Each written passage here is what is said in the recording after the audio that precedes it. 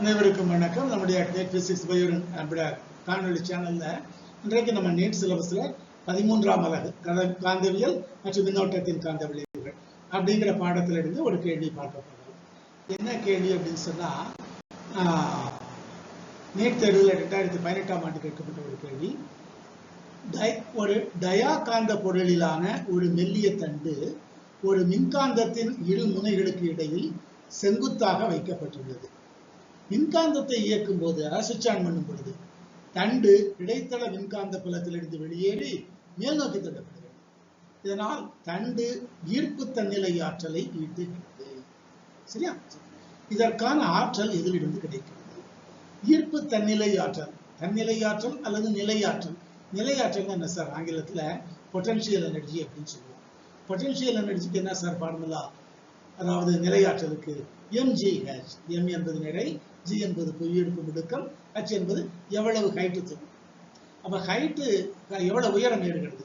அப்ப அதை சொல்றோம் இல்லையா, வெளியேறி மேல் நோக்கி தள்ளப்படுகிறதுனா அதனுடைய உயரம் ஹைட்டு கூடுகிறது, உயரம் கூடுகிறது. அதனால இந்த mgh என்கிற அந்த நிலையாற்றல் அதற்கு ஏற்படுது.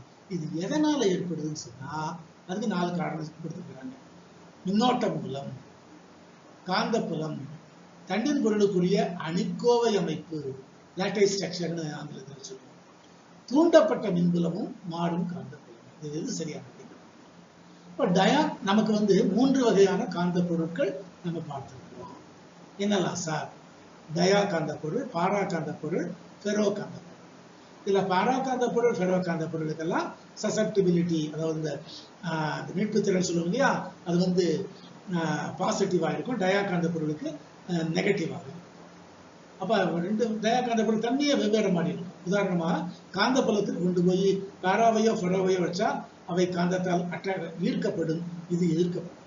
அப்ப டயா காந்த பொருளின் பண்புகளின்படி, அதாவது இந்த தண்டு தானே டயா காந்த பொருள். காந்த புலத்தால் இந்த பொருளில் வைக்கும் பொழுது காந்த புலக்கோடுகள் எதிர்க்கப்படும். காந்த புலத்தில் வைக்கும் பொழுது காந்த புலக்கோடுகள் எதிர்க்கப்படும். ரிப்பல் அட்ராக்ஷன் சொல்றீங்க, அந்த மாதிரி ரிப்பல்.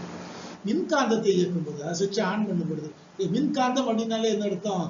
மின்சாரம் பாயும் பொழுது காந்தமா இருக்கும், மின்சாரத்தை நிறுத்திட்டா காந்தம் போயிடும் இல்லையா? அப்ப மின்காந்தத்தை சுவிட்ச் ஆன் செய்யும் பொழுது, இயக்கும் போது மின்னோட்டம் பாய்கிறது. எனவே அந்த முனைகளுக்கு இடையே ஒரு காந்தப்புலம் உருவாகும். இப்ப காந்தப்புலம் உருவாகும் போகுது, அந்த டயா காந்தப்புலம் என்ன ஆகும்? ஏற்கனவே ஒரு இடத்துல நின்றுட்டு இருக்கு, சுவிட்ச் ஆன் பண்ண உடனே அது என்ன செய்யும்? எதிர்ப்பு விசை காட்டி, அதாவது காந்தப்புலத்தினுடைய வலிமையான பகுதியிலிருந்து வலிமை குறைந்த பகுதியை நோக்கி சொல்லுவோம். அப்படி வலிமை அதிகமாக இடத்துல இருக்கும், நாங்கள் பக்கத்துல எடுப்போம். குறைவாக இருக்கும், அது மேல எடுப்போம். அப்ப மேல் நோக்கி தடுப்போம். அப்ப மேல் நோக்கி தடுப்போம். எதனால சார்? மின்னோட்டத்தின் காரணமாக, அதாவது மின்காந்தத்தில் பாயக்கூடிய மின்னோட்டத்தின் காரணமாகத்தான் காந்தப்புலமே உருவாகுது. அந்த காந்தப்புலத்தில் இருக்கக்கூடிய வலிமை மிக்க பகுதியிலிருந்து வலிமை குறைந்த இடத்தை நோக்கி செல்வதனால தண்டு மேல் நோக்கி தள்ளப்படுகிறது. அதனால் அந்த தண்டுக்கு ஈர்ப்பு தன்னிலை ஆற்றல் கிடைக்கிறது.